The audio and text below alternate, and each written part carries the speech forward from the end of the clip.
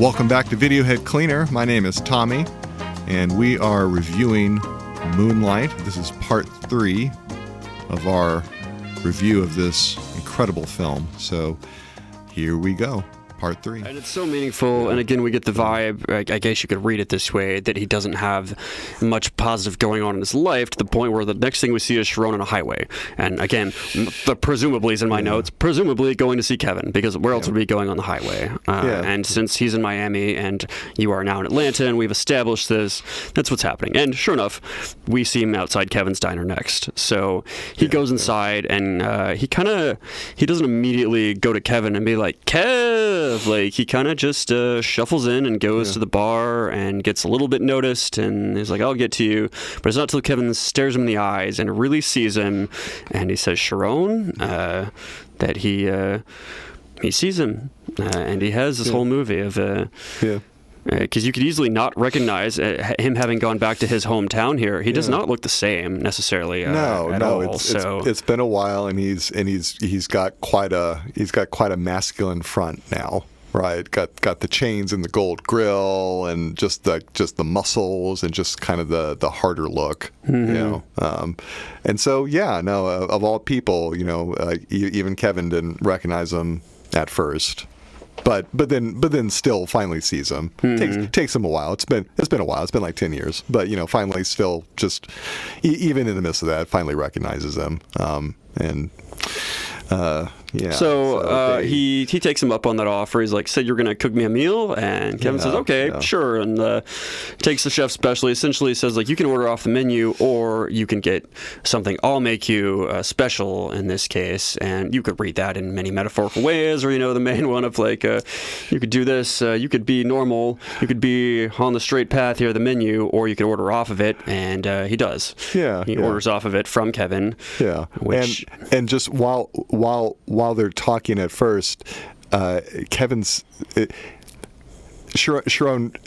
in the film frequently is just distant from the scene that he's in, right? Like he's when he's being bullied or is in a terrible home life, Sharon is frequently kind of spacey. He's kind of checked out, and he's kind of having that moment where, kind of like reaching in for the kiss the first time, he's like going for it by instinct, and then kind of catches himself. Or when he's like walking in the hallway about to beat Terrell's ass, he's like going with the instinct, and catches himself in a moment of self-awareness. And this moment too, he just kind of has this moment where he's spacing out, and Kevin sees it, and he says, yeah, we're here, Sharon. It's just, he does, it's just very touching, So he makes some food. Sharon sits down, and Kevin's kind of just getting up and down a bit to go finish off the rest of the patrons for the night. After lovingly crafting the chef's special, like we see a scene in the kitchen of him just getting out the best ingredients, and just really, it's clear that he's, this is a special meal. It actually is, in fact, the chef's special, for sure. I have a note here where I'm an idiot. I've never thought about people taking their grills out to eat, like dentures, I guess. But I obviously should have. It's like, you don't want to get your gold, get that broccoli in there or something. So Sharon takes out his grills to eat. They're not for eating. No. It's a very funny, awkward moment where he is dismantling his masculine front, like actually like disassembling this component of it. And Kevin calls them fronts, which is another name they can be, but in this sense it is metaphorically as an obvious double meaning. It's part of his front, clearly.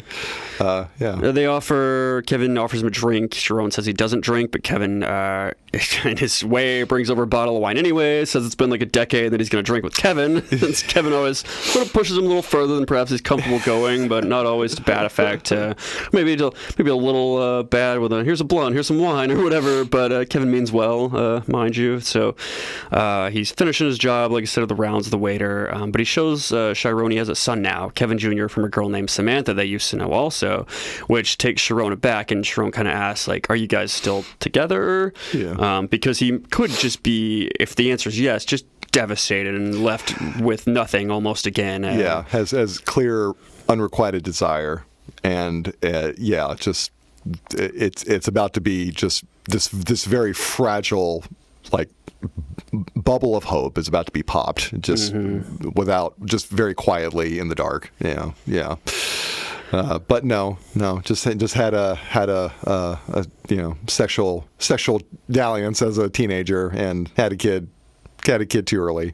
But yeah. And then we find that Kevin was also arrested at one point and says he couldn't go back to the streets, and asks about Sharon, which is when we learn that he was sent to Atlanta and he went straight to juvie and met somebody that put him on the block to sell for him, and then he rose up the ranks.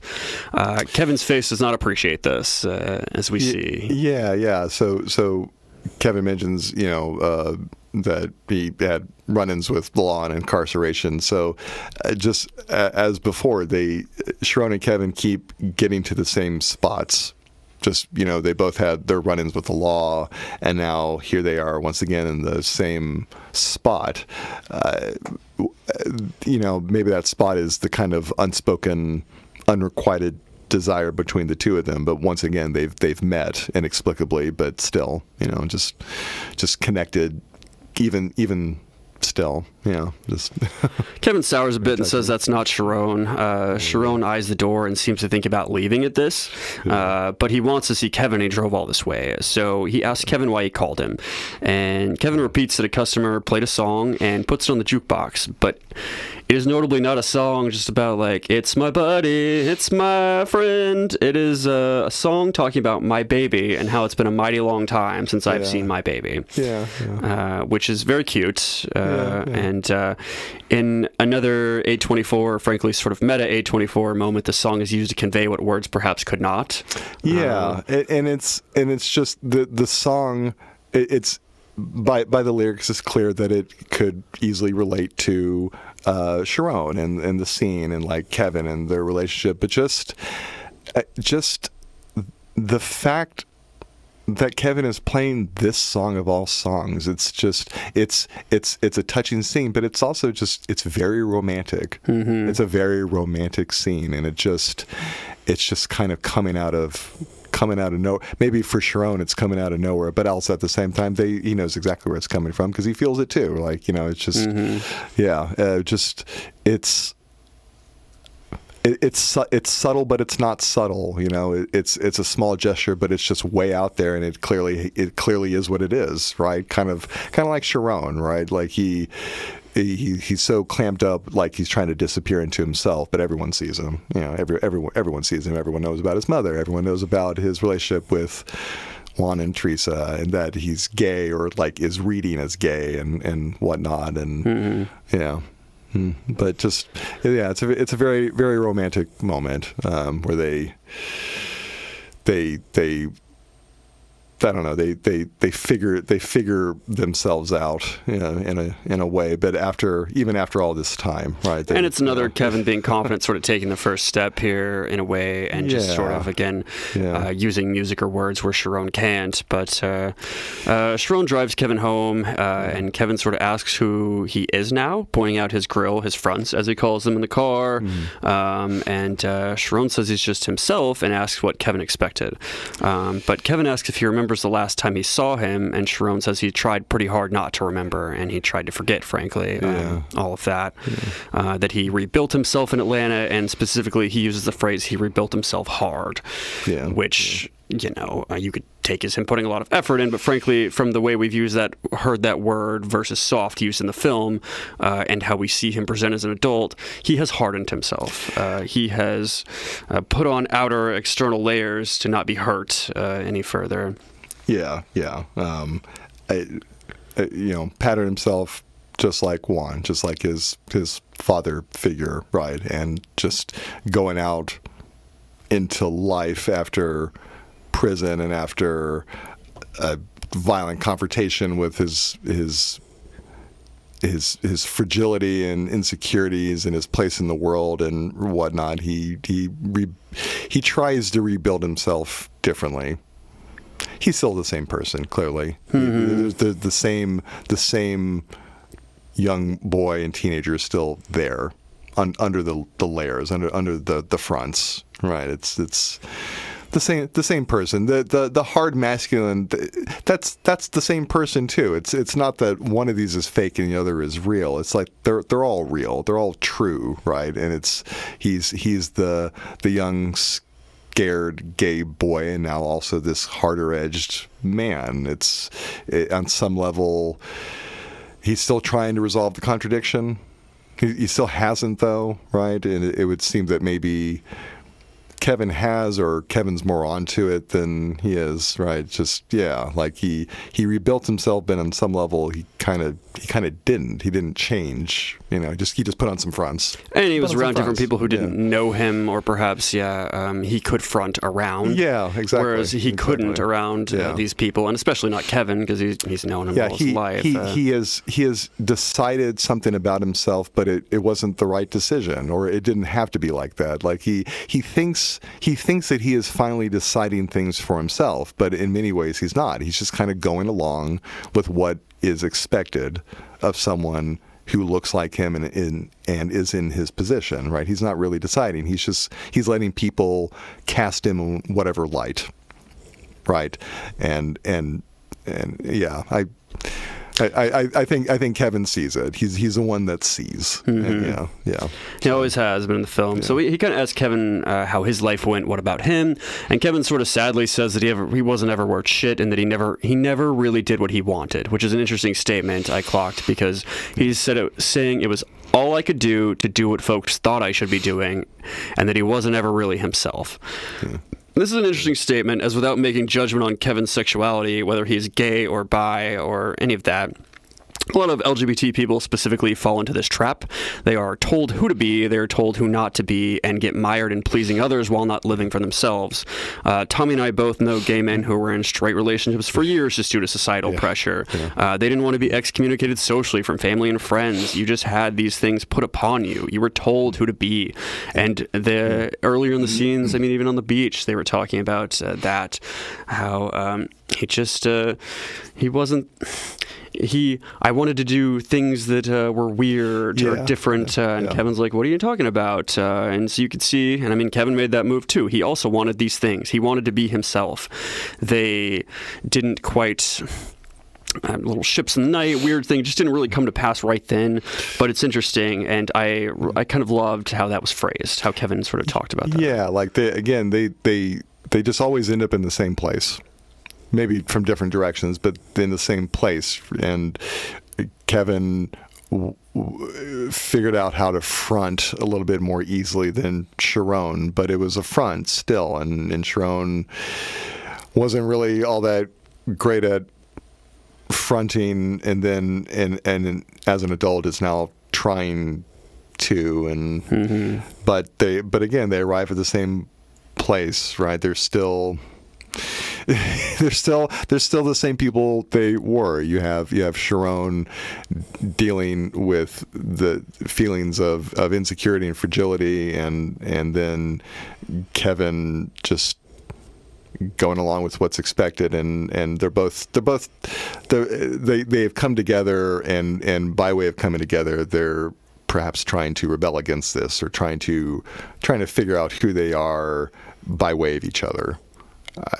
Which Sharon has been doing throughout the film, right? He's figuring out who he is by way of his relationship first with Juan, and then Kevin, but also his mother too, right? And Kevin, as we discover, was doing the same thing the entire time, perhaps more off camera, but again, they always arrive at the same place for a reason. Mm-hmm. Yeah. So Kevin goes on to say he's living a meager life, but it's a fulfilled life, and that he has no worries. To quote, like that Bob Marley shit. Sharon then says Kevin is the only man that's ever touched him, and I thought that was interesting, because I'd been dwelling on that comment whenever you talked about how he really doesn't let or want other boys to touch him or to get close. Or to just touch him at all, and Kevin's the one that did wrestle him, that did give him the hand job, that did give this, and he finally lets something out just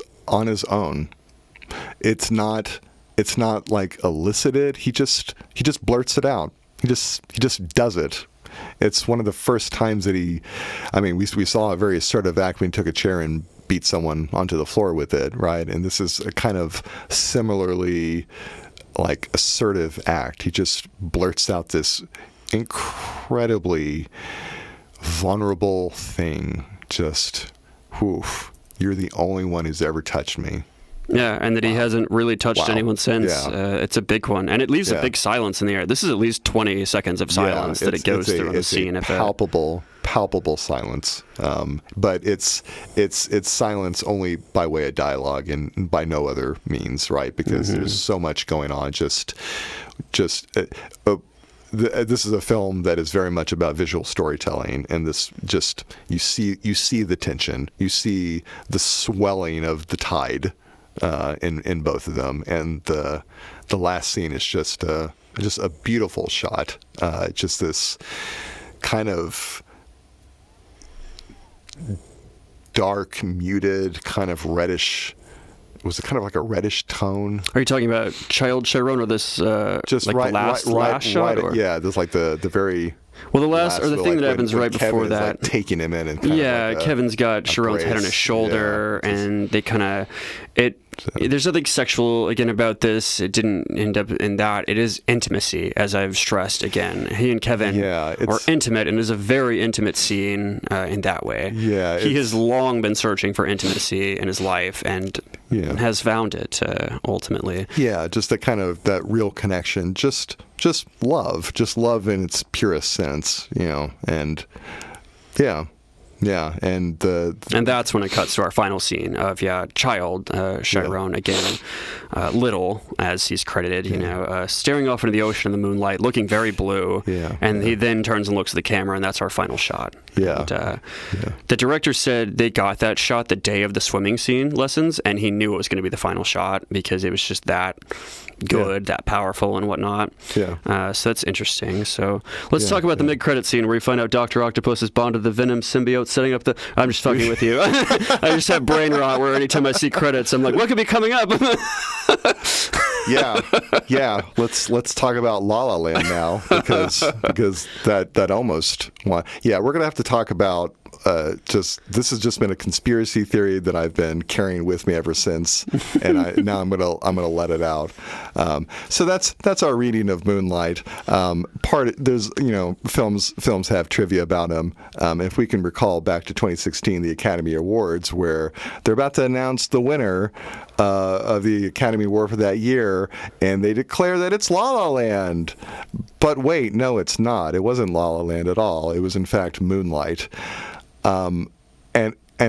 It's just never sat well with me since that what should have just been a clear moment for this film to have a victory lap was muddled by this inane confusion about who the actual winner was.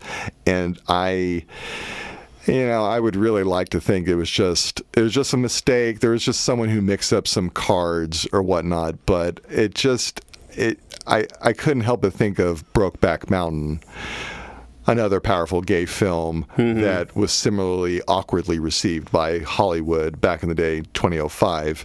Everyone can have an opinion about what the best film was and which film should have won the Academy Award. I very much think it should have been Brokeback Mountain and not Crash. Does anyone remember what Crash is about? No, you don't remember it because it wasn't that good of a film at all. I shit on that movie on the Mummy podcast we did a bit ago.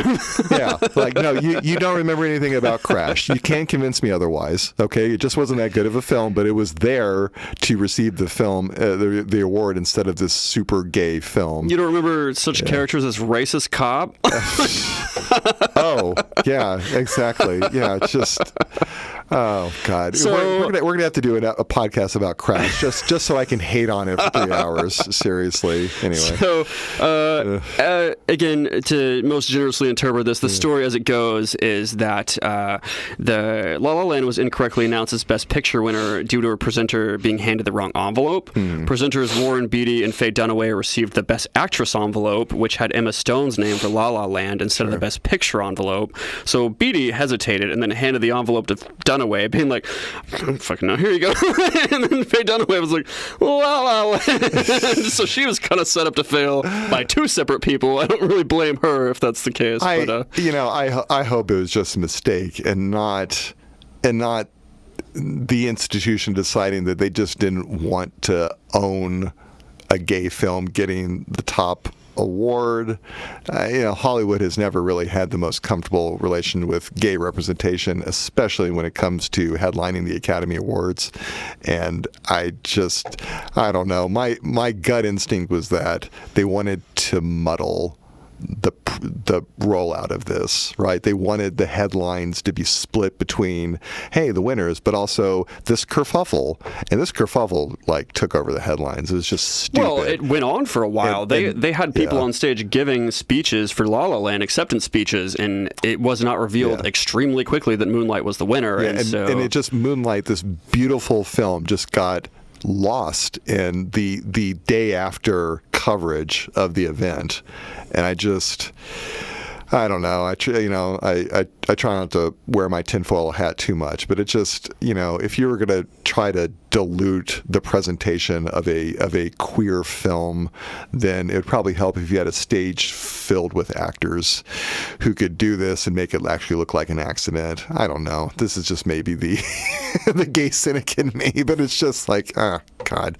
Of course, they fucked up the rollout of a powerful gay film, a powerful gay black film too. Yeah, well, it has a lot of those first, like I mentioned, right off the top. And they fucked it up by confusing it with the whitest, most heteronormative film that year too. It's just, okay, cool. It couldn't be more different. It is the first Best Picture to have an all-black cast, the first LGBT-themed picture to win, and Mahershala Ali's best win for supporting actor was the first for a Muslim actor in Academy Awards history. Oh, yeah. So it really was momentous in that. And so there's just, I really feel like there were a lot of things they wanted to dilute. And just, again, call me conspiratorial, but anyway. It was showered with awards. We'll talk about that now. For the Academy Awards, it received 8 nominations and won for 3. It took home Best Picture of the Year, Best Supporting Actor for Mahershala Ali, and Best Adapted Screenplay. Yeah. The screenplay was, actually, I have that in a later bit, but officially it was nominated for 310 nominations of film awards globally, and it came away with 235. Well, so it had quite a big ratio margin there. For reference, Everything Everywhere All at Once had 265 wins compared to that 235, and Oppenheimer has 271 wins as the current record holder. But a little asterisk there, because Moonlight was in 2016 and Oppenheimer was a couple years ago. Yeah. These films also benefit from the addition of many film awards in between now and 2016, because, for instance, Oppenheimer got 546 nominations to the 310 of Moonlight, so there's just a lot more going. It's worth a mention.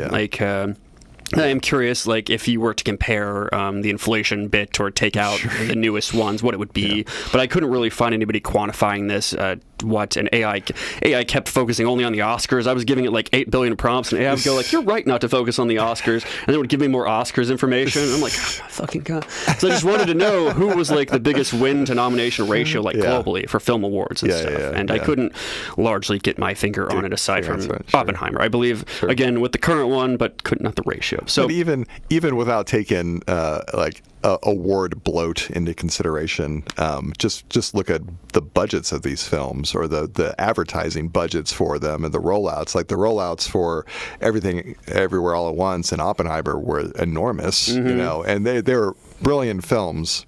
For sure, I'm not knocking them at all. They're absolutely brilliant films, each of them individually. But go by the budget. The budget was a fraction for Moonlight. It was $1.5 million.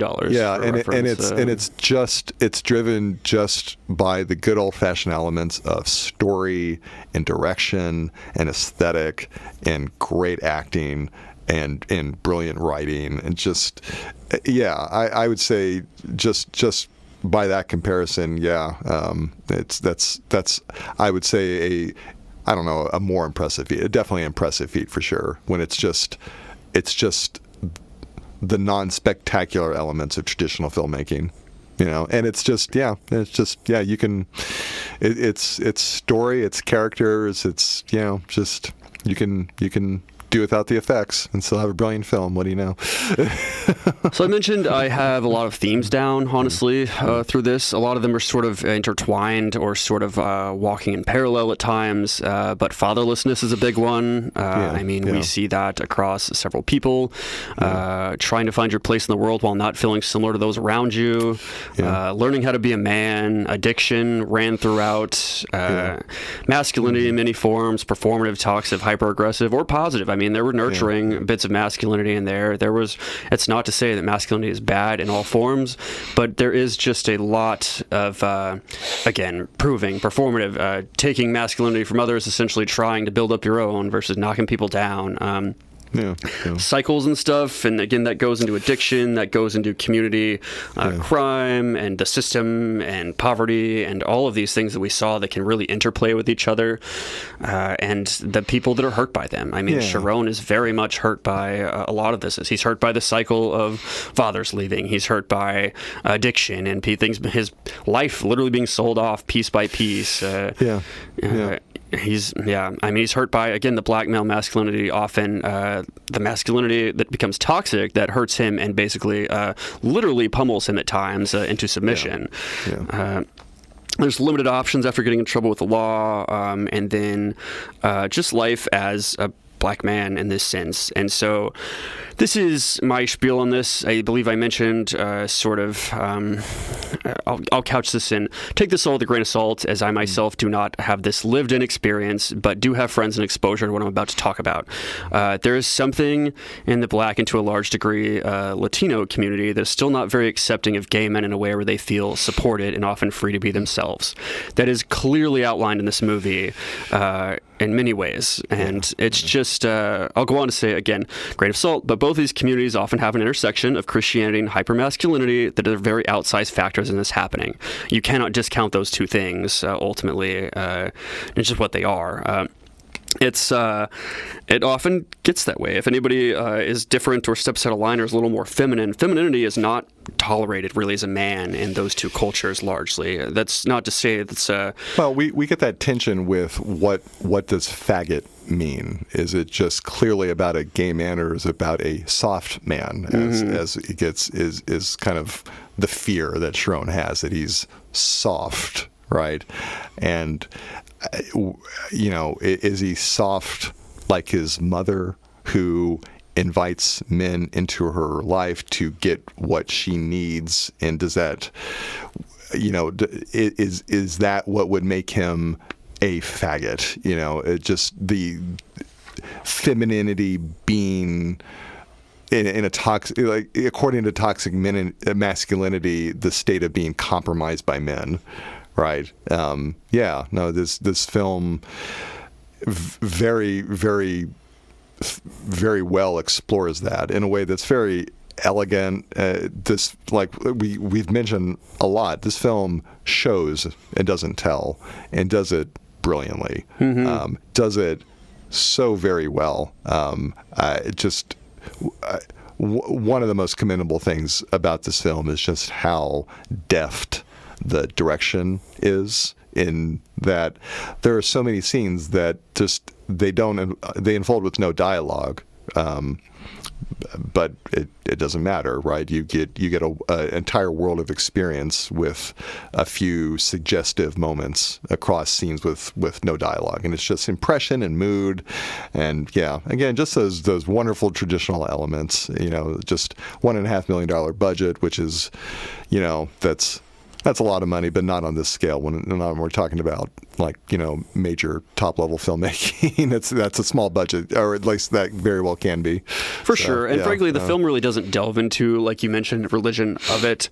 I'm more speaking of the real world in the sense. If we're really talking about the film, it's not that. But in the real world, Christianity tells you often that if you're that you can not be gay, or you can pray the gay away, or just be celibate if you're gay. And frankly, that plays in a little bit, because Chiron, we see, has been celibate for perhaps 8-9 years or something, and so that at least plays into that. But that's something, as talking about the scene where Sharon is asking questions about sexuality to Juan and Teresa, and I noted how there was no religion, there wasn't the presence of religion. This film, there really there aren't the presence of a lot of grand discourses, about religion or about drugs or about crime or whatnot. It's just the experience of people living within these discourses without it being stated that they live within them. Mm-hmm. We just see them living. We just see their lived experience dealing with these things that they are dealing with, but it goes unsaid, right? And because that's how it is in life, right? Most people don't explicitly talk about the intersection of sexuality and gender. They just live that. Mm-hmm. They just live that on a daily basis, right? So... But it is interesting the scenes they choose not to put it in, because you could have easily seen him being taken to church with his mom, and perhaps the preacher's railing against it, and he internalizes that too. You could have seen other people die to the violence, because we don't see Juan's death, and frankly, I think a gun or two is flashed, but no bullets are fired. There's no actual... You mentioned it's not a common crack story. There's usually... It's not a lurid crime drama. Mm-hmm. It's not a like a black teenagers in the hood narrative. It's not about it doesn't have those tropes, right? There are a lot of great examples of films that aren't cliche, like Boys in the Hood, a very powerful film. There are a lot of films afterwards that maybe just became more lurid crime dramas, and this film, it reminded me of Boys in the Hood, where you have the lived experience of people within these grander, sociological narratives of crime or drugs or poverty. But they're of course not talking explicitly about those, because people rarely do, right? We're talking explicitly about it just because that's the nature of this show. But when we go about our lives, no, we just feel it. We just feel it. We just live it, And so it's a great way of presenting this kind of intellectual subject matter, but in a way that doesn't come across as stilted or fake or like overly deliberate. And so it feels true. Like, this is how someone would navigate this, right? And it speaks to older, more fundamental narratives about people, how they will go about finding a father figure in the midst of everything. And they'll go about... Their narrative will unfold, and it will unfold in the context where it is taking place no matter what. It might be affected by the context, though. I mean, by the light cast on it, but it's still happening. It's still true to itself, One of the things I was driving towards by talking about all that is sort of when hypermasculinity in those two communities often tells you that gay men are feminine, or again, basically to boil it down, don't be a faggot, not something to be emulated, desired, often shunned, or they'll use gay as an insult or slur so often that it makes anybody gay in that in group think really hard about coming out. And an easy way you see this manifest is really on apps like Grindr or something, because specifically in my observation of 15 years or something just on Grindr apps, men from the Black and Latino gay community often have two things going on those apps. They're discreet much of the time, and they're tops, which allows them to do two things. It is to hide who they are without exposing themselves to their community, and giving instead of receiving, because receiving is gay. That's for faggots. It is an interesting sociological phenomenon that, again, I'm not passing judgment on. I'm not condescending necessarily to, because it's easy to see where these things can come from. And it is often, just like Chiron we saw, a little gay boy within that will just bounce off the walls of some of these harmful things, or get these messages, or have these things driven into them that ultimately drives them to how this behavior, or like what they might think they should live as, or whatnot. Or I can't be myself. Like Kevin talks about, I couldn't be who I wanted to be. I couldn't do what I wanted to do.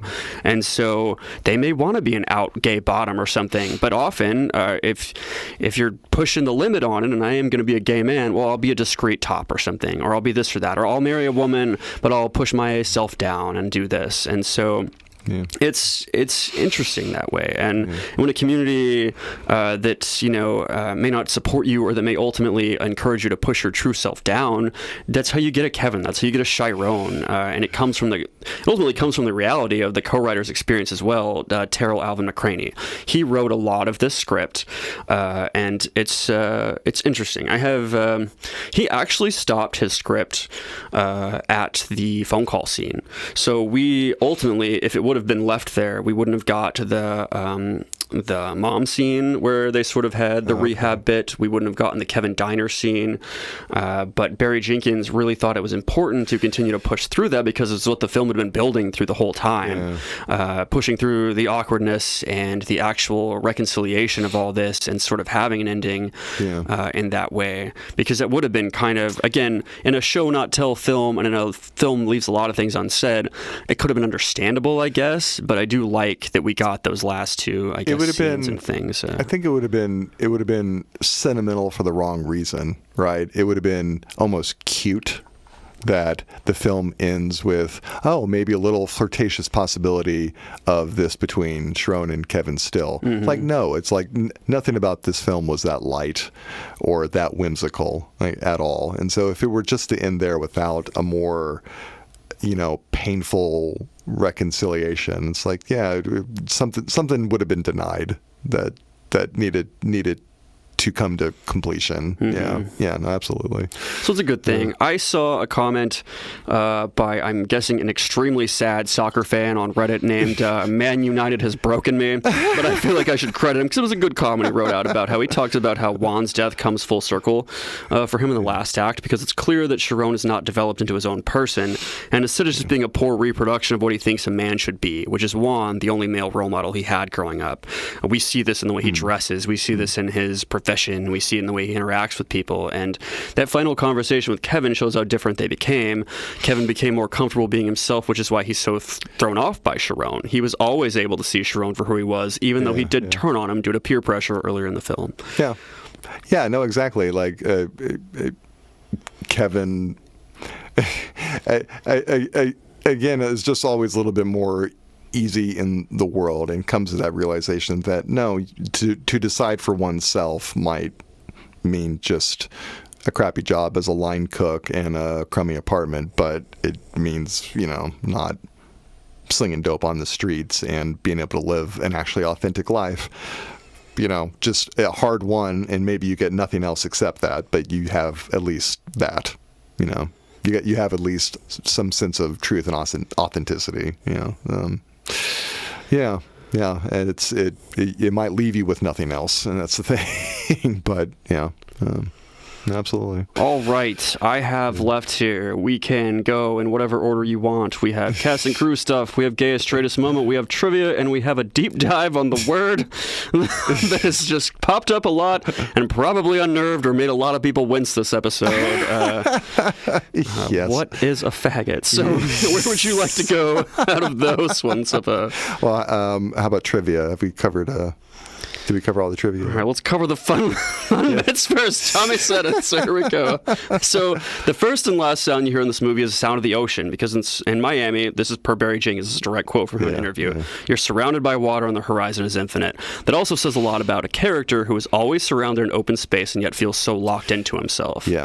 And you've heard ocean sounds throughout as well, and you talked about the metaphor and all of that. It was very much intentional on how that all happened. He talked about, they had 90 minutes to shoot the swimming scene. He said, the direct quote is, "Look, I'm sorry, but this is a baptism, and I need you to teach this kid how to swim really fast." So we got all this beautiful shit to convey, and we got 90 minutes. Yeah, exactly. I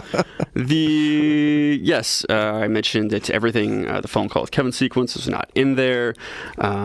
We've seen as a kid, we've seen him as adults, who's putting on, blah, blah, hang on. Yeah, okay. The direct quote here was, we've seen him as a kid, we've seen him as a teenager with Sharon. Speaking of Sharon, we got a taste of him as an adult, and on the two longest shots of the film, he pulls up, he's putting on a shirt, he's walking, and we're drifting, and then the two characters look at each other. The whole film is working to earn the right for that awkwardness between Kevin and Sharon, and that tension, the moment where a man slowly rises to the surface. That is Barry Jenkins talking about how if they had stopped it at the phone call, they wouldn't have gotten that. They wouldn't have got the actual man surfacing. They just saw him get beat down and punched down, and then it would have been a little dark, to just see the reflection, the shadow of Juan and Sharon, and really him not becoming his own character or self or authentic life being lived. So it would have felt unresolved somehow. So again, Barry Jenkins co-wrote. He took up after that. He's like, all right, I'll take it from here, Terrell, essentially. This was a super interesting one to me. Naomi Harris, the woman that played Paula, his mother, she shot her role entirely in 3 days. Oh, wow. Between her promotional tour for Spectre, one of the Daniel Craig Bond movies, due to a visa problem. So she filmed with all three Chirons and had an extremely quick turnaround for her parts. Yeah, 3 days. Wow. It's incredible because she was nominated for Best Supporting Actress, too, for this. She didn't win, but amazing performance, and in that context too. Wow. There you go. In an interview, Barry Jenkins said that the three actors who play Chiron never met during production, and that he did this purposely. He wanted each of them to build their own persona of Chiron during their respective segments with no influence from the other portrayals.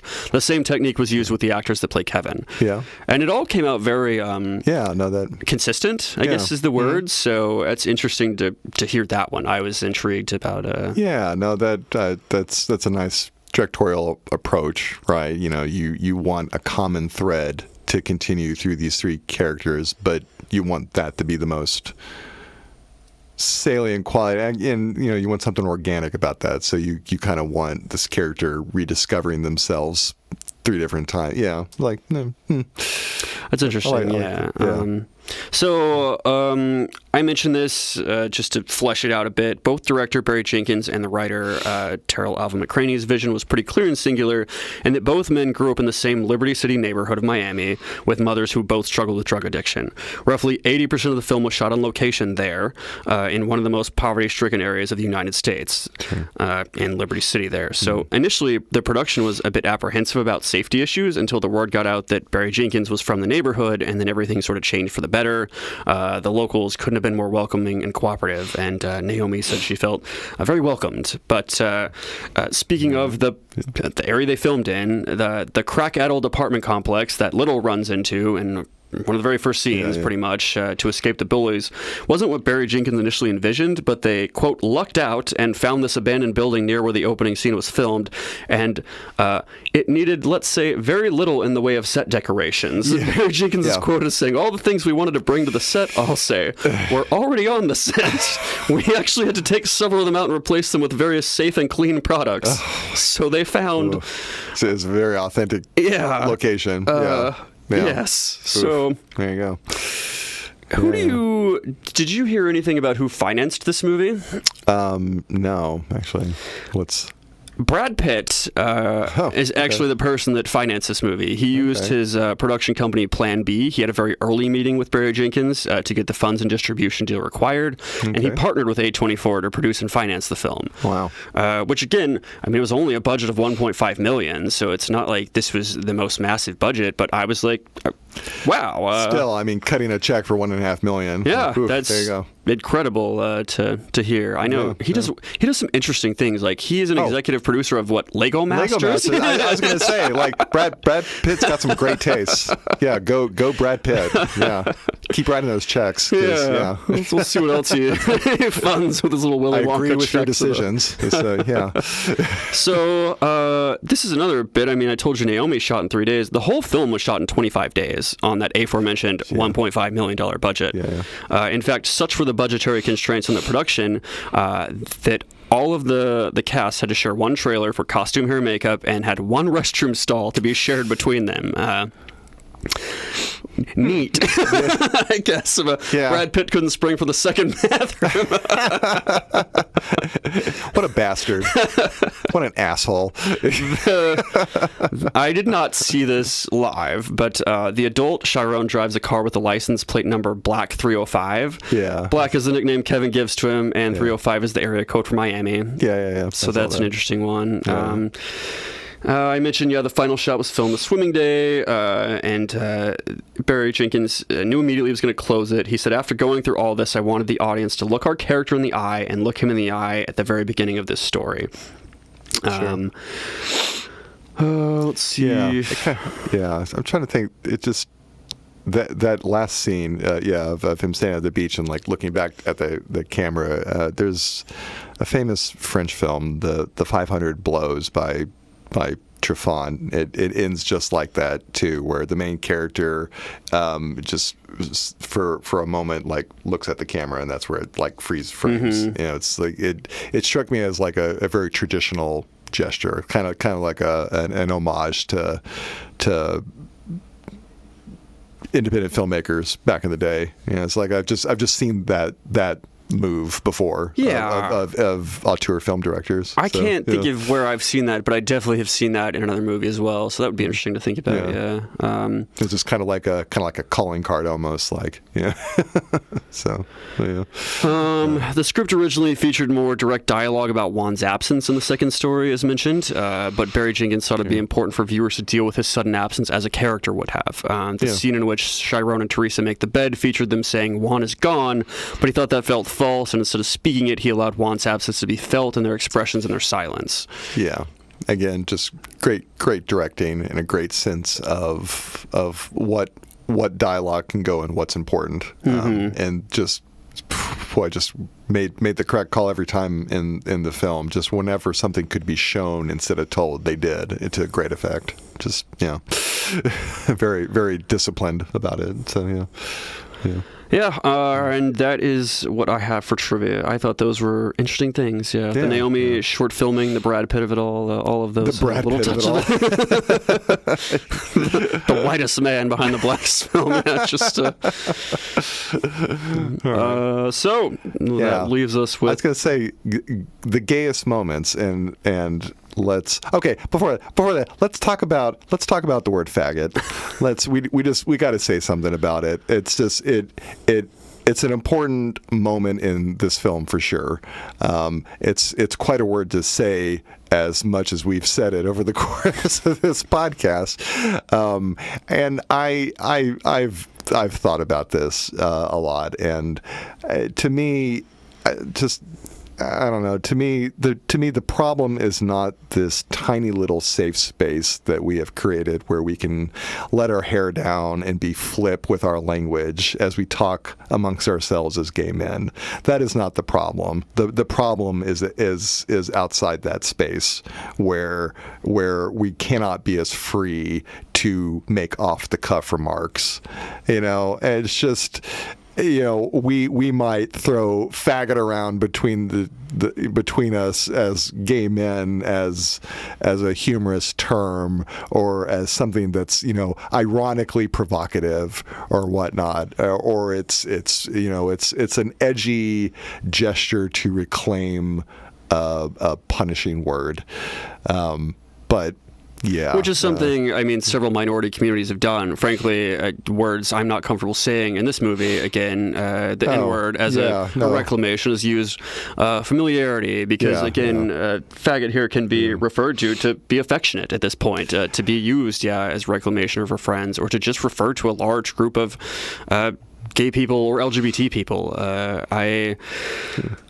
So I was thinking about this too, because I listened back to our Groundhog Day episode, and I don't want to say flippantly use the word, but I use it in a way where we breeze past it so quickly, and in a way that when I listened back to it, it could have come off as me using it mean or to disparage gay people, or rather, again, as Tommy mentioned, is it a feminine man? Is it a soft man? Is it like... But I did not use that in a way to convey that, or to convey anything mean in that sense. So in light of this movie's direct question, what is faggot? I want to clarify this statement as well, or at least generally get into the same discussion about this. And so if I ever use that word, and we in the sense, I mean, I don't want to extend this, you kick away anything you don't want here, but it's not from a place of some toxic mask or self-loathing or gay or self-loathing or to punch down. Again, in my masculinity or something is not going to be upped by taking away from any sort of other gay man or something. And for the record, by all accounts, and sometimes by things yelled at me by passing vehicles, I'm a faggot. So let me just put that out there, yes, just in case. That has happened to me. So oh my God. I was in a very cute crop top. So there is a nuance or reclamation of that word in the gay community. Again, similar how other minority cultures have done the same. And so in groups, in our LGBTN groups, in times, again, it's often used affectionately, sometimes jokingly, as Tommy stated, even for things like kink play, where some people want to be called that because that's just, it gets them going. It's humiliation or something. But I'll be the first to admit my journey with this word has been long, and it's, me becoming comfortable with myself has also involved the edge of this word being taken off step by step. But back in the day, no, I would never say it flippantly at all. It was a very hurtful word, and it meant hurtful things. And there was, I guess it's nice now that we maybe just have a little bit more space to breathe in. I didn't feel like I had this space back in the day, and so I never would be flip with the word faggot in the ways that I might be now, and I don't know. I for the best reasons, I perhaps get flip with it. Well, it's very different as adults, especially with a lot of gay friends or having accepted our identity, because I would use it somewhat flip as a middle schooler or something, again, with online game lobbies. Because it was sort of taught, it was sort of a learned behavior, but also I didn't identify as gay at that time, and this gets into what I was talking about on the Groundhog Day as the waiter. The only gay people on television at that time, when I was growing up at that age, were very flamboyant. There's Jack from Will and Grace, or very just sissy or mincing or this or that. And so I didn't consider myself that. And so it was used for something of punching down or to tear down or to perhaps try to build myself up or be in the in group or the cool group or the guys punching down and not be the Chiron in the middle, being the gay or being the faggot or something in that sense. And so it was used defensively for me in that sense, like almost we've wrestled with this word like Chiron did in the film, right? Just the tension between masculinity and gay sexuality, and how to reconcile the two, how to have both at the same time, how to have a masculinity that is gay and that is not straight, and that is its own masculinity, but still masculinity. I've had my struggle with this. This is definitely part of my story too, right? And perhaps within the white male experience, but still, it's definitely the gay male experience of reconciling one's sexuality with one's gender and with society's expectations of both, right? Like what you said, back in the day, the most readily available media representations of us were they were mincing, they were silly, they were funny, but not in a way that was respectful. Frequently, they were demasculinized, which is what's interesting. They were kind of anti-masculine in ways, right? Yeah, like demasculate. Yeah. Mm-hmm. Yeah, sure. And they kind of took it from, and so that was part of what I specifically said in the Groundhog Day episode was just, we were talking about the gay waiter, and Tommy was kind of praising the film, that it doesn't have gay animus, and that I said, they didn't make him like flamboyant, they didn't make him a faggot or something, and again, that's shorthand in a community where we use that a bit. It could have sounded mean or flippant. And what I was saying there was they didn't make him one of those stereotypes where we saw that, where they demasculinized this person to the point of being a joke, where many of these people in the meaner media, they would have that same stereotype and call them faggots, essentially. I didn't learn that, or rather, that didn't come from nowhere in that sense. And again, I don't mean anything by that. He could have been the most flamboyant gay writer in the world, and I have no animus against him. I have no problem. This is not about mask versus femme gays. This is not any of that. And so, I mean, I re-listen it sounded mean. So I wanted to apologize to anyone who rightfully may have winced at that or thought I was purposely being a jerk. But it is just, it's very different because, like Tommy said, I mean, back in the day, it was used a lot more to hurt. It was not quite reclaimed, or at least in any sense that I saw. But yet, I was at a Pride event a weekend or two ago where Trixie Mattel, Lord of the Gays, was doing a DJ set, and then just at one point walked up and held the mic out to us and goes, "Sing, faggots!" And so, and again, Trixie doesn't have animus against us. This is not coming from a place of punching down at our community or such. And so, we thought it was worth mentioning, especially in the context of this movie, where it comes up. What is this? How does this relate to the community, and how it can hurt people, it can be reclaimed. I mean, there are words like that. And so I do apologize if we've used it a lot this episode. And so if it is a trigger point or it makes you wince, then I do apologize. This is not, we don't mean to use this flippantly or in any way or something. We know the context of this, and like Tommy said, we've had our own journey through this. And you know, becoming more comfortable with my sexuality has been part of me becoming less, less vulnerable to the word, but also just becoming more comfortable in masculinity, in my masculinity, as that has grown and become more sophisticated, the simplicity of masculinity under the weight of being called faggot. It's just, that was just back in the day.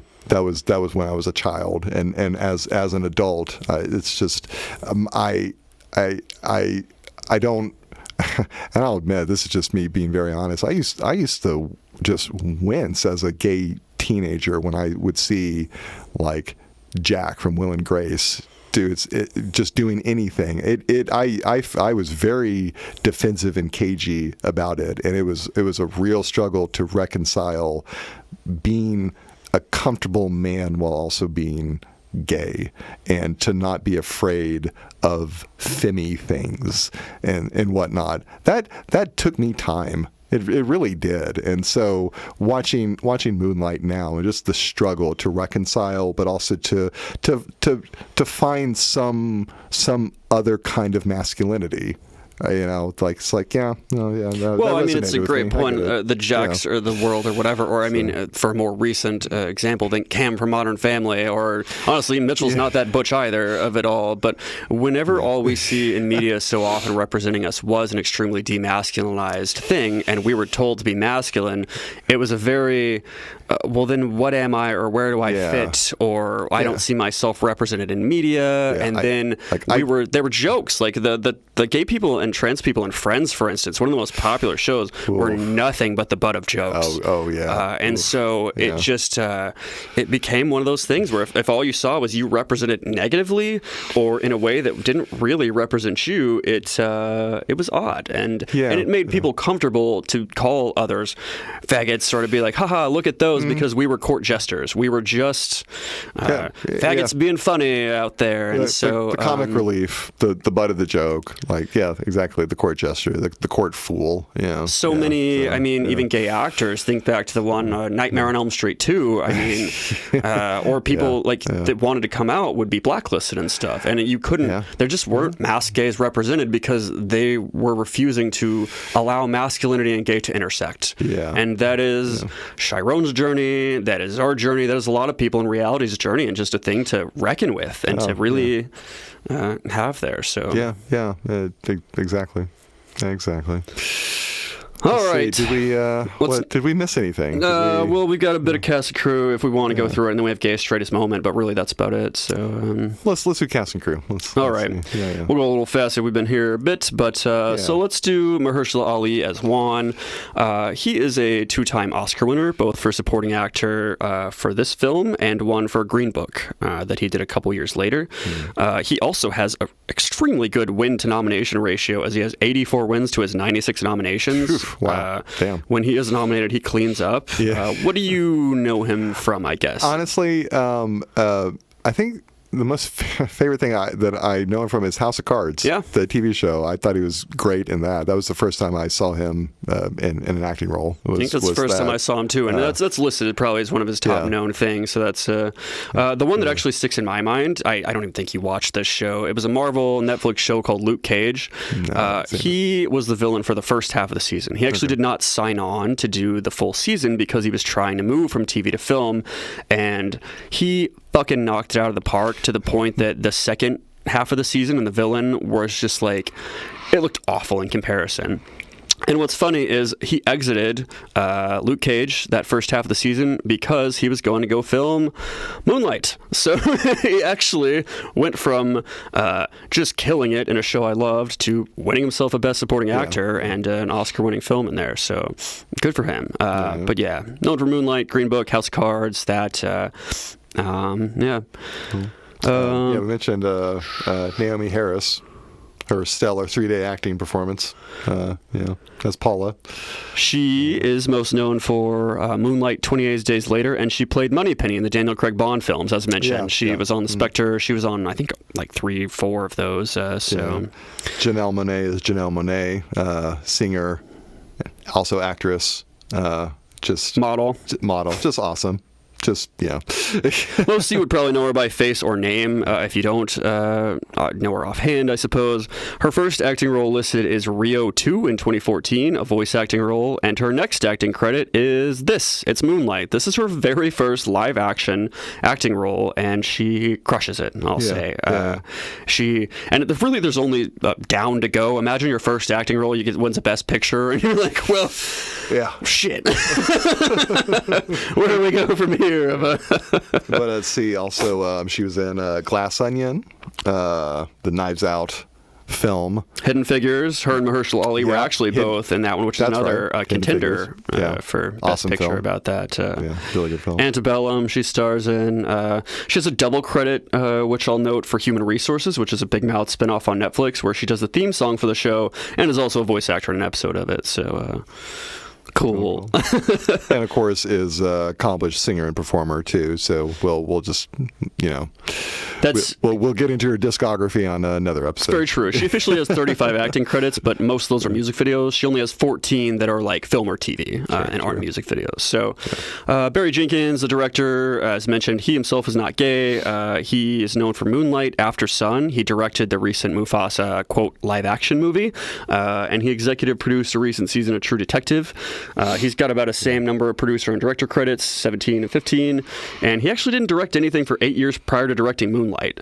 Really, a lot of things just kind of either fell into place here or just people that got a chance knocked out of the park. It's a very interesting, just look at the production behind it all. And the other co-writer, Tara Lava McCraney, he's the co-writer of Moonlight and an American playwright. He is the chair of playwriting at the Yale School of Drama, and he had written an earlier short play project called In Moonlight, Black Boys Look Blue, which is what this movie was based on and why it won Best Adapted Screenplay, was because it was based on that. So, Cool. And then there are, of course, the 3 actors who play, respectively, Kevin and Sharon. Let's see. For Sharon, we have Trevante Rhodes, Ashton Sanders, and Alex Hibbert playing adult, teen, and child Sharon.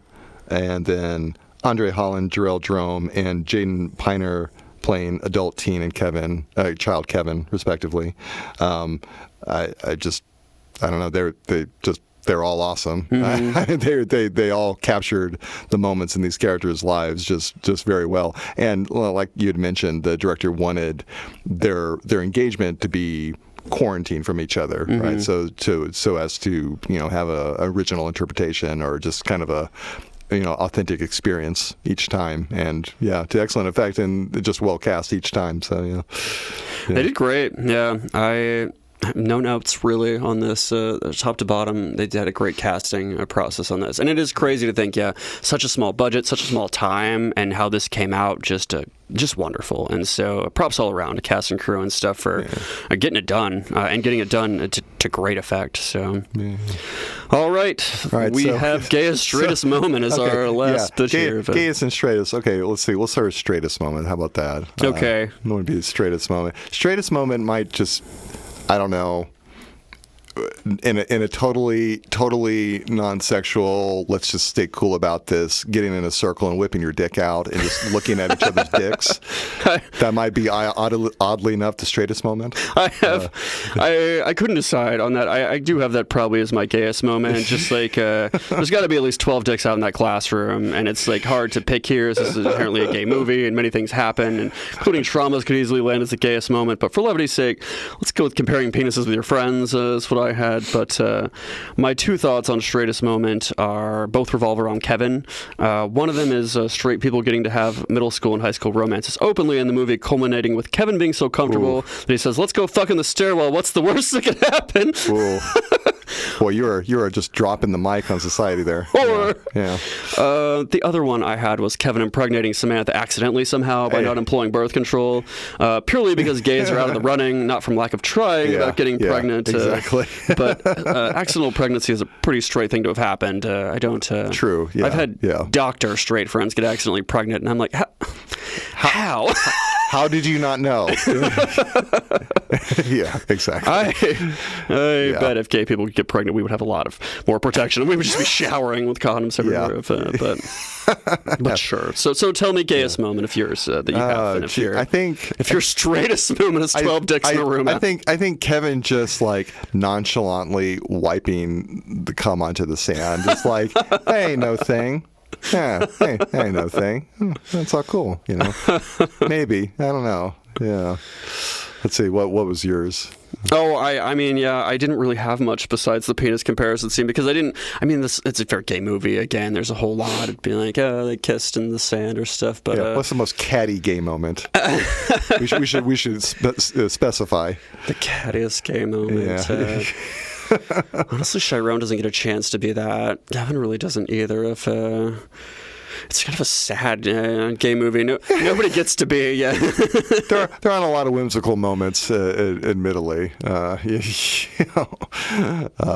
mean, you could always just go back to the thought on every burgeoning young gay person's mind. What is a faggot of it all? Of that discussion was frankly very. Oh man. That'll loom large for a while. I had forgotten that just like was so blunt and just came out of all that. Yeah, no, it's a very sublime film. I don't know if I'd call it a whimsical film for sure, because it definitely has a lot of gravity about it. But no, beautiful film for sure, and sublime. It's a sublime film. It's just very pitch perfect, and it doesn't speak when it doesn't need to, and it doesn't hurry. It doesn't force you to understand anything, but it puts everything out there for you. You know, and it's got, because I mean, even think of the touching kissing scene between Kevin and Chiron on the beach there, where we could call that the gayest scene.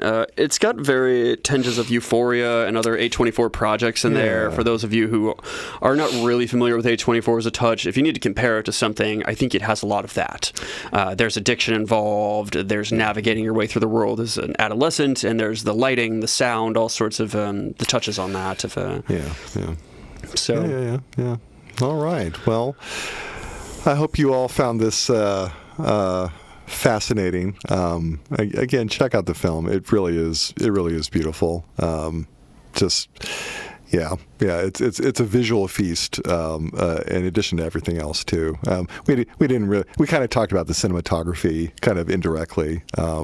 But yeah, just the visuals are really, really striking. So 100%. I mean, we can describe it. We can't do it justice. And especially, again, there are scenes without dialogue. There's all these pauses. There's stuff that really, like, unless we just can't dig into in that sense or, like, spoon feed you. It won Best Picture for a reason. So I'd at least throw it on your list. There's no reason to.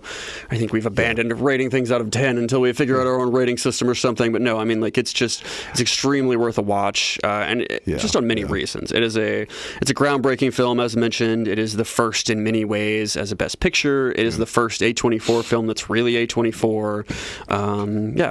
I see no reason why you shouldn't watch it. Do it. Oh God! Don't yell at me. Oh my God. We have a couple of guests potentially in the works that we've talked to. Yeah.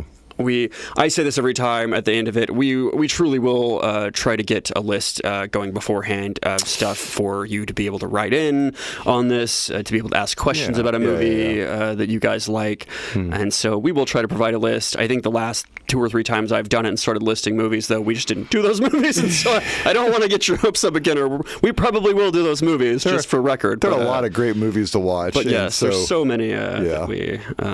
our decision-making process can sometimes be very arbitrary and random and just kind of out of nowhere, where it's just like, okay, fine, let's watch this film. I mean, we watched The Mummy for a reason, so, but like, so we'll watch any film. Some films are just fun, and then some films are, I did tear up a number of times watching Moonlight. It definitely took me back in some painful ways, for sure. I think the only thing I'll promise is that maybe we'll try to do a more fun one in this. It's a great movie. There were not a lot of jokes, as you may have picked up, or levity in this particular cast of ours, but it's very sublime. It's very sublime. There's just not much to just riff on or point and laugh when someone's being just beaten for their sexuality or something, or just there's such a sullen downtrodden this. And so might our next film be lighter, perhaps?